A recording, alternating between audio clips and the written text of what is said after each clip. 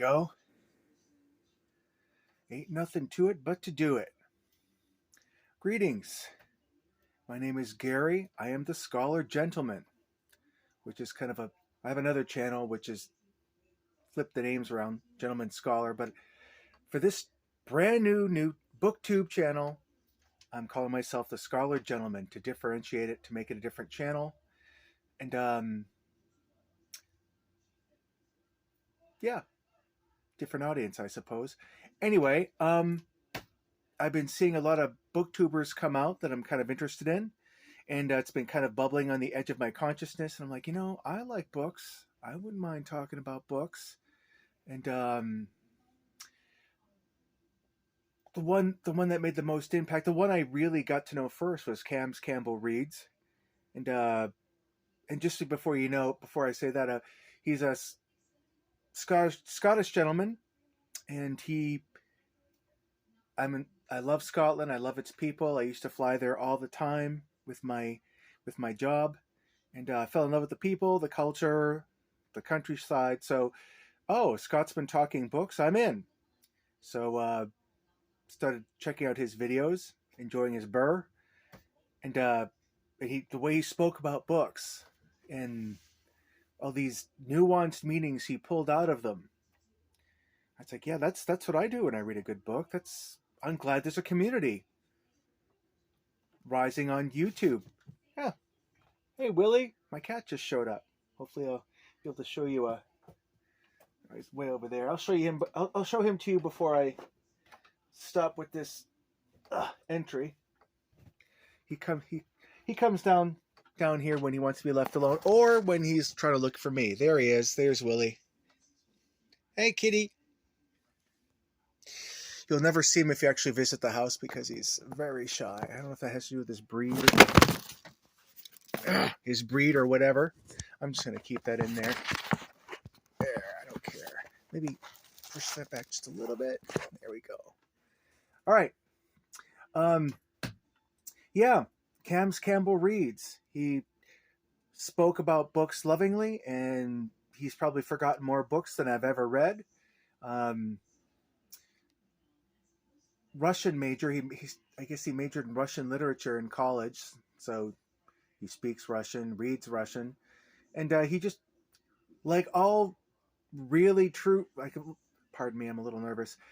Like all devoted readers, he reads a wide range of everything, which is I don't know, pretty cool.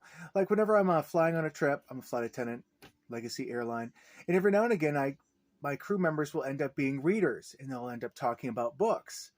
And it's just so good to be amongst them. The last group I spoke to, they were talking about different authors and different books, I told them, it's so refreshing to hear somebody talking about books, for a change, instead of, just, the normal stuff that you normally talk about in passing, your favorite TV show, money problems, stuff going on at home. So, yeah, Campbell Reads. Also, second one is, I took notes because I wanted to make sure, Lit Vibes with Fire. Young black college age guy, loves reading, likes romance novels. Talk about going against type. I mean, and he's just so incredibly passionate about books. He'll talk about them. He talks about his, he took a trip down to Atlanta just so he could go down to a bookstore. And even before he got out of the airport, he was in the bookstore, Hudson's bookstore in Atlanta. And I know because my airline is based in Atlanta, I've actually been in there, so I know what he's talking about. But he bought 4 books there before he even cleared the airport. So you got to admire that. And the third one I've run into, and I'm sure there'll be more, is, I don't know how to pronounce his last name, Paul, Magrs. I want to call it Magers. Anyway, the guy is an author. He's a booktuber. He's a writer. And he's a film buff, so I'm wondering when he has time to sleep. But while taking my walk, I listened to a couple of his videos, and he just basically, when he's presenting his books, he's going through this wide range of reading material and a wide genre of reading material, which is how I am as a book reader. You know, I mean, it depends on my mood, what I like to read. Uh, depends what my mood, depends on my mood, depends on if I want to learn something, read nonfiction. I'm also going to do a part 2 of this where I take you up to my TBR trolley, the to be read trolley, which is books I want to start soon, but I haven't gotten to them yet. So I ordered up a little book cart thing so I could put them there so they're not stacked up near the wood stove so I don't accidentally crush the books while I'm bringing up new firewood. But anyway, why do I like reading? Well, because of these bad boys here. Comic books. They're what set me off, started me off my reading adventure. And to be honest, I think my mom bought me a super spectacular, 100-page super spectacular of Wonder Woman. I forget the number, but it was Wonder Woman, 100-page super spectacular of Wonder Woman. And I cracked that thing open at my grandmother's breakfast bar, and I was just blown away.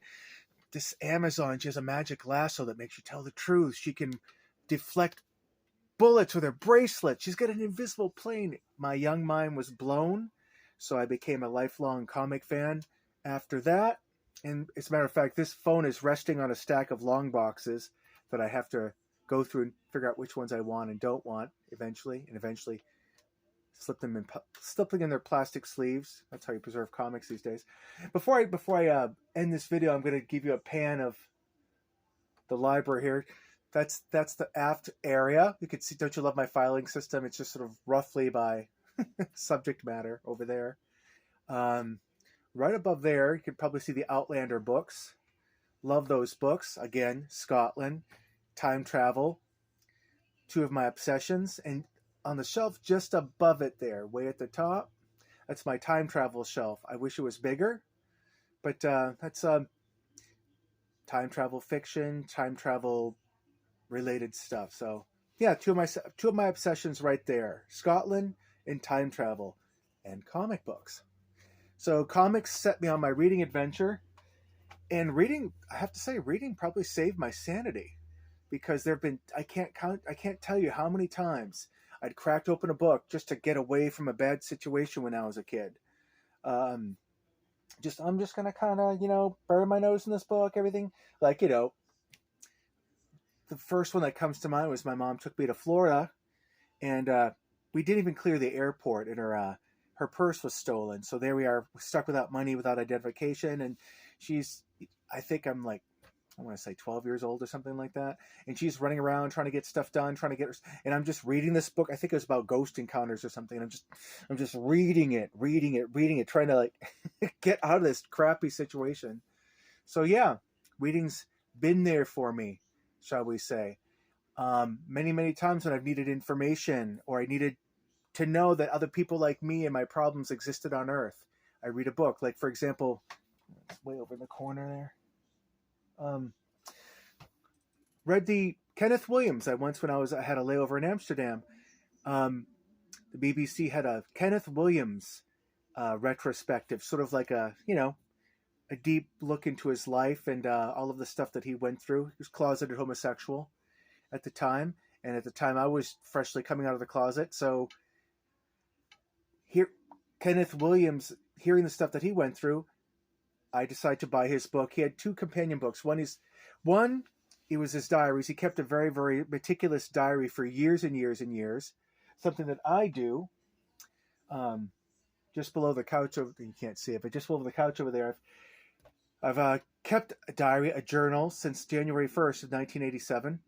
And I've been doing it on and off ever since. I just wish I'd started earlier. I could have caught all that 1980s teen movie angst about, oh my god, am I wearing the right clothes? Are they the right brand of clothes? Kids are making fun of me. They're making fun of my zits. All that stuff.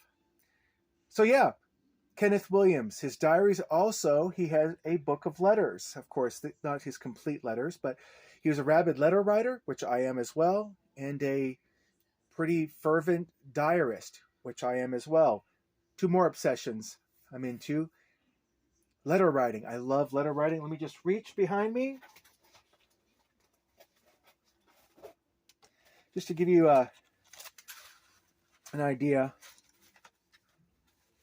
I'm not going to show you the front because I don't want people's addresses showing up on YouTube.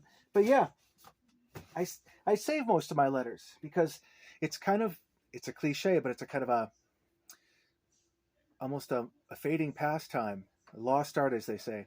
So yeah, I digress. Between those two books, I got a sense of what Kenneth Williams was going through, and reading his story helped me through his own words.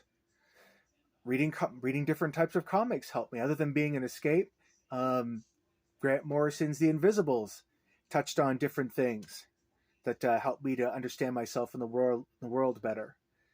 But yeah, I'm very happy to be a reader. I'm always reading something. As a matter of fact, I've just recently discovered e-readers, like about 4 or 5 years ago. I'm forever purloining books off of freebooksy.com. I don't know if it's like a clearinghouse of free books, and I've read stuff from that and bought further books because of it. It's on your phone. You can just download an e-reader off your phone. Of course, I went with Kindle because works fine for me, and it's great so you don't have to lug a book along, especially on the plane when I do my service. I'm a flight attendant. When I do my service and everything like that, and there's lots of time left, I just plop myself down and read a book. That's how I burn through a lot of my reading. And while we're on the subject of reading, I was kind of in the middle of two books when I decided to start this channel. But I'll tell you the one I just finished up. It's Outside In Regenerates. It's very niche reading because it has to do with Doctor Who. It's a bunch of different essays / critiques on each of the episodes of the classic era, from 1963 to 1989. Yeah, 1963 to 1989. They have one that covers